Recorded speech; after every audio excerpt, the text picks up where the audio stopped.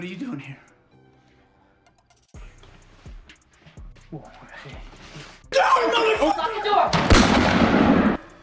The story begins at a U.S. Marine Corps training camp on October 7, 2007. Just 4 days later, Captain Sam Cahill is sent on a mission to Afghanistan. Before he leaves, he writes a sorrowful farewell letter for his wife in case he never makes it home. He hands the letter to his commanding major, hoping it will never need to be delivered. Back in the United States, we meet Sam's family.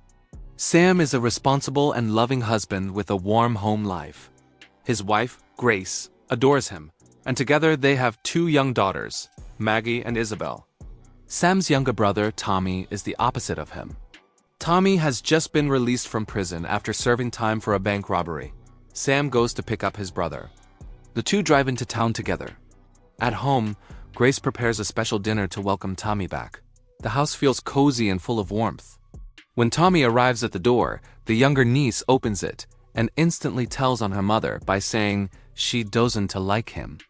The family gathers around the table that evening, celebrating Tommy's return and blessing Sam before he leaves for Afghanistan. Their father, Hank, cannot stop himself from criticizing Tommy. He praises Sam for serving his country while scolding Tommy for being a troublemaker. The tension builds, and Hank's words spark an argument. Hank storms out of the house in anger. As he leaves, Tommy quietly tells his brother to be careful overseas. Be safe over there, all right? Later that night, Sam removes his wedding ring and hands it to Grace. She threads the ring on a chain around her neck and tells him that she loves him. 5 days later, Sam is already driving through the harsh Afghan desert. He films short clips on his phone as they pass destroyed vehicles and burnt-out equipment. He says that somehow he feels at home out there. But the mission soon turns dangerous. The helicopter carrying Sam and his squad is shot down and crashes in the desert. Back at home, Grace is taking a bath when the doorbell rings. Isabel, the older daughter, opens the door to find 2 uniformed soldiers standing outside. Where is she? In the bath. Would you call her for us, please? They have come to deliver the worst possible news. Captain Cahill has been killed in action. Grace is devastated. She cannot believe it is true. She rewatches old home videos of Sam over and over, hoping for comfort. She even keeps dialing his number, only to hear the recorded voicemail greeting. You reached Captain Sam Cahill. Please leave a message. That same night, Tommy comes to the house, drunk. He has borrowed Grace's car and returns it with a broken headlight. When Grace scolds him for the damage, he reacts angrily until she breaks down in tears and tells him the news about his brother. Tommy is the last person in the family to hear about the tragedy because nobody could reach him all day. Shocked and grief-stricken, he lashes out, saying Sam should never have gone to Afghanistan in the first place. Tommy leaves and goes to his parents' house. He sits silently on the porch in the cold night. His stepmother steps outside and gently asks him to come in, but he says he wants to be alone. Days later, Grace tries to get the girls ready for their father's funeral. The children refuse to wear black dresses, resisting the reality that their father is gone.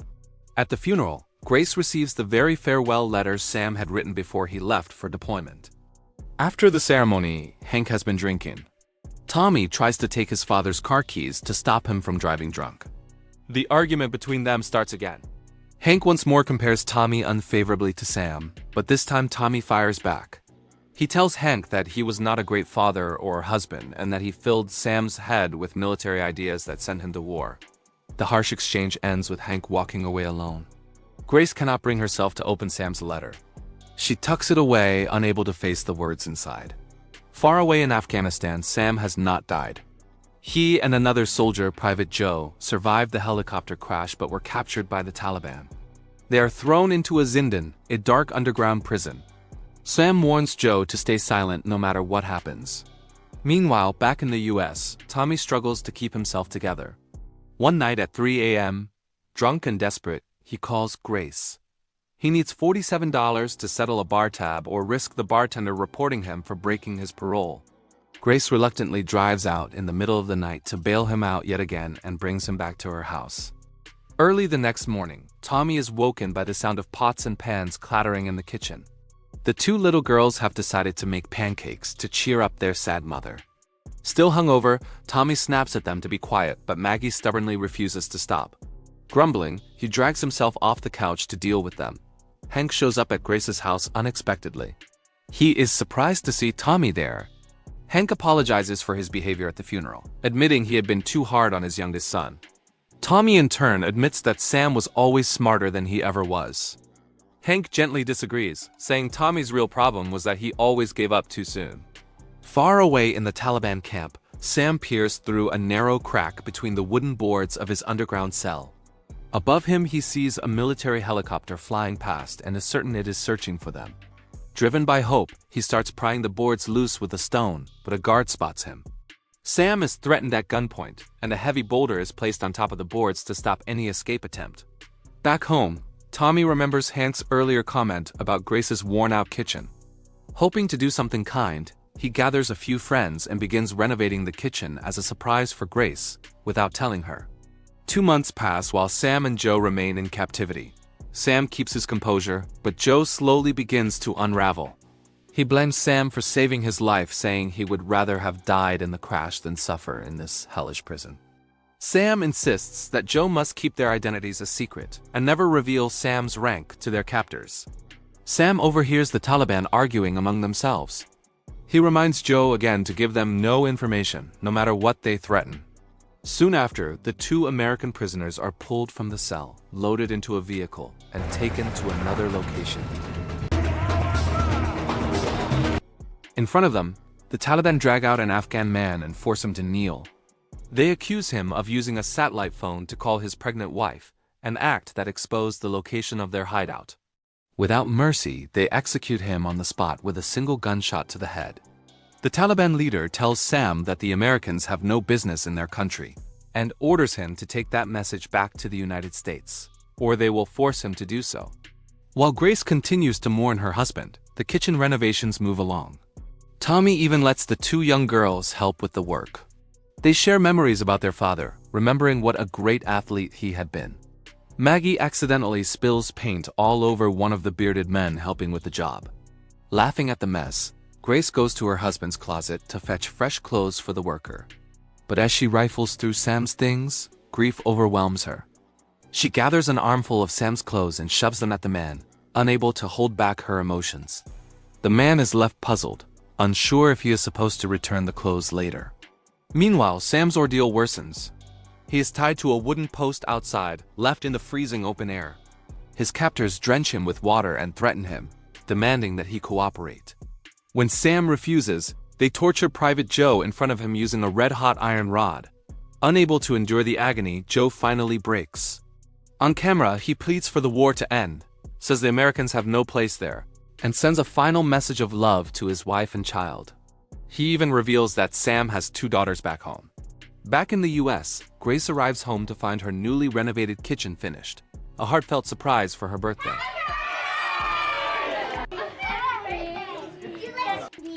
You're welcome. Friends and family gather to celebrate and cheer her up, but she still feels the empty space left by the one person who should have been there. Winter arrives. On a snowy day, Tommy takes the girls out for a walk. Isabel, the older daughter, complains that everyone loves Maggie more because she is the cute one. To comfort her, Tommy tells a story about the time Sam once saved him from drowning in the very river they are walking beside. Later, the family goes to the local ice skating rink. Grace notices how gentle and playful Tommy is with the children. For the first time in months, a brief sense of warmth returns to their lives, though the pain of loss still lingers for them all. One day, Tommy visits the bank employee he had threatened during the robbery and asks for forgiveness. They talk for an hour. After the incident, the woman couldn't sleep properly for 3 years. She lived in fear that the robber would return and shoot her. Tommy tells Grace about it, and she's proud of him. That evening, they reminisce about their school days. Grace admits she didn't like him back then because he was always drunk and getting into fights. They dig up the past, look into each other's eyes, and suddenly share a passionate kiss. Grace decides she needs some air, and Tommy, crying, eventually leaves. All this time, Sam's letter remains unopened. Grace still doesn't read it and puts it back in the drawer. Meanwhile, Sam and Private Joe continue to be tortured. One day, Sam is handed an iron pipe and ordered to kill his comrade. Since Joe has already revealed everything, he's become a burden to the Taliban. Sam initially throws the pipe away, but they point a gun at him. They mention Sam's family and threaten that if he doesn't kill Joe, they will harm them. To the shouts of the Afghans, Sam beats the tortured Joe to death with the pipe. The execution is filmed. Tommy visits Grace's house again under the pretense of installing decorative panels. Grace is a little unsettled after the previous evening. He says he'd be happy to see the girls from time to time. Grace replies that they are all glad to see him. Later, Hank arrives. He's surprised that his son has become such a handyman. The Taliban camp is attacked by American forces. One of the leaders tries to kill Sam but misses. He is then shot and falls into a ravine. The camera with the footage burns. Finally, the Marine is freed from captivity. While Tommy plays with the kids in the yard, the phone rings inside. Grace answers and learns that her husband has survived. She's in shock. The whole family welcomes him at the airport. Tommy is both happy and sad. The girls immediately show off the new kitchen. They say that Tommy and his friends did the renovation. Sam lies on the bed and hugs his wife and daughters tightly. Grace joins him in the bathroom and kisses his scars, but Sam is cold and hints that she should leave. He's changed, and it's noticeable. Tommy reads a newspaper reporting on the death of Private Joe, killed by Sam. Hank notices Sam behaving oddly, and recalls how he himself withdrew from his sons after returning from the Vietnam War. At the ice rink, Sam sees how Grace and the kids interact with Tommy. He tells Tommy that he looks great with his family and thanks him for taking care of them.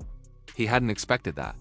Grace is a miracle, he says, and asks him whether he slept with her. What?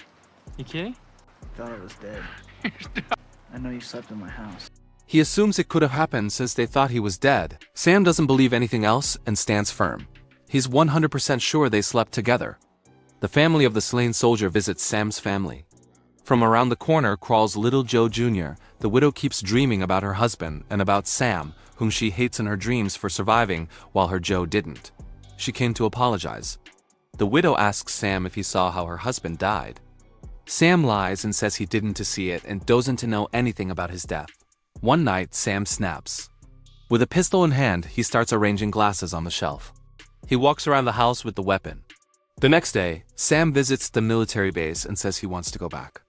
When the major asks about his family, Sam replies that he can't stay here. They don't understand him. No one does. But Sam still has to spend some time with his family. During dinner, the girls talk nonsense and joke around. Sam loses it and yells at his daughters, saying their jokes aren't funny. Grace tries to calm her husband, but he just walks away from the table. Isabel asks when Uncle Tommy is coming back. Clearly, something is wrong with Dad. Grace wants her husband to talk to her about what happened in Afghanistan. But he's more interested in what happened between her and Tommy. Grace insists nothing happened. I thought you were dead. We guessed that was it, but Sam still believes they slept together. He abruptly gets up and leaves. He decides to visit Private Joe's grave in the middle of the night. He was only 21. The girls are playing outside when their father returns home. Isabel freezes. She's scared and backs away. Sam hugs his daughters and says, "Everything will be fine." The older one barely holds back tears. Sam tells his wife that he thought about the family all night and realizes how lucky he is to have survived. They embrace. It's Maggie's birthday and they go to Hank's house. Everyone waits for Tommy to arrive. He comes, but not alone.